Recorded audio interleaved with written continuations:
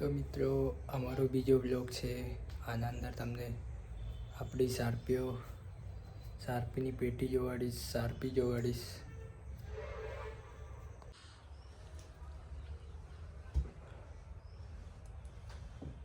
તો આપણી જૂની શાર્પી છે 7R. આના અંદર આપણી આ નવી શાર્પીની પેલી પેટી આપણે લાવ્યા હતા, નવી શાર્પીઓ. આના અંદર 6 શાર્પી પડી છે આપણી પાસે. 17R છે આ શાર્પી આપણી. પાયલોટ પણ છે. તો મિત્રો આ આપણું પાયલોટ છે શાર્પી ચલાવવા માટેનું.